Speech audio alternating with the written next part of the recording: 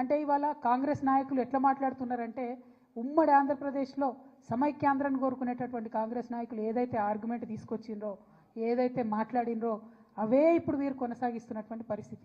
అంటే ఒక వింతవాదం, ఒక వితండవాదం, దానికి కాంగ్రెస్ వాదం అంటాం మేము, తెలంగాణ వాదం అనం. మీరు కాంగ్రెస్ వాదులు, మీరు తెలంగాణ వాదులు కాదు, ముమ్మాటికి కాలేరు. మీకు ఎప్పటికీ కూడా కాంగ్రెస్ ప్రయోజనాలే ముఖ్యం తప్పితే తెలంగాణ ప్రయోజనాలు ముఖ్యం కాదు. ఈ మాట ఇంకొక విషయం, మనందరం ఎందుకు పోరాటం చేసినాం? నీళ్ల కోసం పోరాటం చేసినాం. ఆదిత్యనాథ్ దాస్ అనేటటువంటి ఒక అధికారి, ఆంధ్రప్రదేశ్లో చీఫ్ సెక్రటరీగా పనిచేసి రిటైర్ అయినటువంటి అధికారి, అక్కడ ఉండి రాయలసీమ లిఫ్ట్ ఇరిగేషన్ నుంచి రోజుకొక టీఎంసీ నీళ్ళని తీసుకుపోవచ్చని ఆదేశాలు ఇచ్చినటువంటి అధికారిని తీసుకొచ్చి ఇవాళ మీరు తెలంగాణ రాష్ట్ర ఇరిగేషన్ శాఖలో అడ్వైజర్గా పెట్టిండ్రు. అంటే మీరు ఎవరి ప్రయోజనాలు కోరుకొని పెట్టిండ్రు? మనకు వ్యతిరేకంగా జీవోలు ఇచ్చినటువంటి వ్యక్తి తెలంగాణ రాష్ట్రానికి వచ్చి మన నీళ్ళకు సంబంధించి ఆయన ఏం హామీలు ఇస్తాడు, ఏం అడ్వైజ్ చేస్తాడు అన్నది కూడా ఇవాళ ముఖ్యమంత్రి గారు చెప్పాల్సినటువంటి అవసరం ఉంది. అందుకే మేము చెప్తున్నాం, ముమ్మాటికి మీరు కాంగ్రెస్ వాదులే, మీరు తెలంగాణ వాదులు కావు. మీకు మీ కాంగ్రెస్ పార్టీ ప్రయోజనాలు తప్పితే తెలంగాణ ప్రయోజనాలు మీకు పట్టవు. ఇవాళ ఓట్ల కోసం ఎలక్షన్ల సమయంలో ఏం చేసిండ్రండి కాంగ్రెస్ పార్టీ? రేవంత్ రెడ్డి గారు ఎలక్షన్ల కోసం ఏం చేసిండ్రు? వాళ్ళ నాయకురాళ్ళు అందరూ కూడా పెద్ద పెట్టున బతుకమ్మ ఎత్తినటువంటి పరిస్థితిని మీరు గమనించాలి. ఇవన్నీ శ్రీమతి ఇందిరాగాంధీ గారు, మరి తను బతుకమ్మ ఎత్తుకొని తెలంగాణ ప్రజలకు బతుకమ్మను శుభాకాంక్షలు చెప్పినటువంటి వ్యక్తి. తర్వాత శ్రీమతి సోనియా గాంధీ గారు, ఆవిడ బతుకమ్మ ఎత్తుకొని ఆమె తెలంగాణ ప్రజలందరూ కూడా బతుకమ్మ శుభాకాంక్షలు చెప్పారు.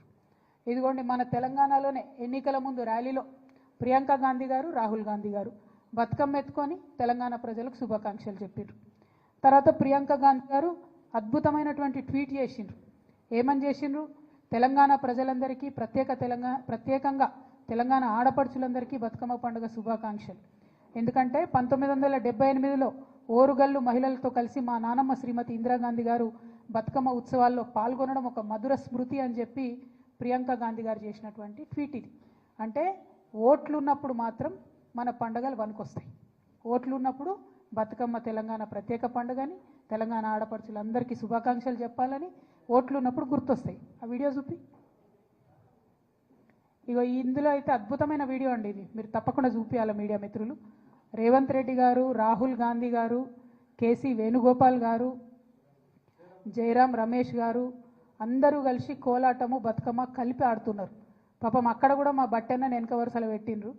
సామాజిక తెలంగాణలో బట్టెన్నను వెనక వరుసలు పెట్టి వీళ్ళ అగ్రనాయకులందరూ కలిసి బతుకమ్మ ఆడిండ్రు. బతుకమ్మ ఆడి ఓట్లు ఉన్నాయి కాబట్టి ఎన్ని ఆటలన్నా ఆడతారు అన్నట్టు. కానీ ఓట్లు అయిపోగానే తెలంగాణ బతుకమ్మ ఎవరిది, ఎవరు ఆడినరు, ఎందుకోసం బతుకమ్మని చేయాలి, ఎందుకోసం మరి మేము బతుకమ్మను గౌరవించాలి, తెలంగాణ తల్లి చేతుల బతుకమ్మ ఎందుకు ఉండాలి అని వాళ్ళ వెర్రి ప్రశ్నలు, వింత ప్రశ్నలు, వితండవాదం చేస్తున్నారు. ఎందుకు ఉండాలంటే కేసీఆర్ గారు ముఖ్యమంత్రిగా ఉన్నప్పుడు ఇక మీరు బాగా మాట్లాడుతున్నారు కదా, గెజెట్ ఇయ్యలే, జీవోయలే అని. బతుకమ్మ పండుగ గురించి బతుకమ్మను రాష్ట్ర పండుగ చేస్తూ జీవోఎస్ నంబర్ 2 ద్వారా రాష్ట్ర పండుగ బతుకమ్మని ఇచ్చారు. మరి వాళ్ళ ముఖ్యమంత్రి గారిని మేము సూటిగా ప్రశ్నిస్తున్నాం, రాష్ట్ర పండుగ అయినటువంటి ఈ బతుకమ్మ పండుగను అవమానించే విధంగా మాట్లాడుతున్నటువంటి మీ మంత్రులను, మీ కాంగ్రెస్ పార్టీ నాయకులను వాళ్ళ మీద మీరు ఏం చర్యలు తీసుకుంటారు? ఇది మన రాష్ట్ర పండుగ అని అధికారికంగా ప్రకటించుకున్నాం. రాష్ట్ర పండుగను అవమానపరిచే విధంగా మేము చేసుకోము, మాకు సంబంధం లేదు, ఎవరు చేసిండ్రు, ఎక్కడ చేసిండ్రు అని వింత ప్రశ్నలు మాట్లాడుతున్నటువంటి మీ నాయకులకు మీరు ఏం ఏం ఏం శిక్ష వేస్తారు? అంటే ఆంబోతులను వదిలినట్టు ఆడబిడ్డల పండుగ మీద మాట్లాడడానికి మీరు మీ మంత్రుల్ని, నాయకులను వదిలిపెట్టినరా? ఇది వాళ్ళ చెప్పాలా మీరు? ఎందుకంటే ఎటువంటి అటు మాట్లాడడం, ఆడపిల్లలే కదా మమ్మల్ని అడగరులే అని మీకేమన్నా, ఎందుకింత అభిజాత్యం నాకు అర్థం కాదు. ఎందుకింత పొగరు? ఇట్లా ఉంటుందా? ఎందుకింత పిరికితనం అని కూడా ఒకసారి ఆలోచించుకోవాలి. ఎందుకంటే బతుకమ్మ మీరు తెలంగాణ తల్లి రూపం మార్చేది ప్రజల ఆమోదం ఉన్నట్టయితే అసలు జీవోతోనే అవసరం ఏముంది? ఇంకో రకంగా పెడితే కేసులు పెడతామని బెదిరించేటట్టు గెజెట్ ఇవ్వాల్సిన అవసరం ఏముంది? ఇంత పిరికితనం ఏంది? ముఖ్యమంత్రి గారు ఇవాళ ప్రతి జిల్లాలో ఒక చిన్న పోస్ట్ సోషల్ మీడియాలో పెడితే వాళ్ళ మీద కేసులు పెడుతున్నారు. వాళ్ళ మంత్రులు ఫోన్ చేసి బెదిరిస్తున్నారు, వాళ్ళ నాయకులు ఫోన్ చేసి బెదిరిస్తున్నారు. ఓన్లీ బీఆర్ఎస్ కార్యకర్తలనే కాదు, సామాజిక మాధ్యమాల్లో ఒక ప్రెస్ మిత్రుడు పోస్ట్ పెట్టినా కూడా ఫోన్ చేసి బెదిరించేటటువంటి పరిస్థితి వచ్చింది. మీకు తెలియదానే మీరు చూడలేదా ఎన్ని తిట్లు తిట్టిరు కేసీఆర్ గారిని? పెట్టినరా కేసీఆర్ గారు కేసులు? ఒకసారి ఆలోచన చేసుకోవాలి. ఇవాళ యూట్యూబ్లు నడుపుతున్న మిత్రులు కావచ్చు, ఇవాళ మీడియాలో యాక్టివ్గా ఉన్న మిత్రులు కావచ్చు, సోషల్ మీడియా మిత్రులు కావచ్చు, మరి ఇంత పిరికితనం ఈ గౌరవ ముఖ్యమంత్రి గారికి ఎందుకుంటుంది అన్నది ఒక్కసారి మనందరం కూడా ఆలోచించుకోవాలి. కానీ పిరికి ముఖ్యమంత్రి గారికి మేము చెప్తా ఉన్నాం, మీరు ఎన్ని జీవోలు ఇచ్చినా ఎన్ని కేసులు పెట్టినా ఊరూరా ఊరేగించి మరీ మా ఉద్యమ తల్లిని నిలుపుకుంటాం.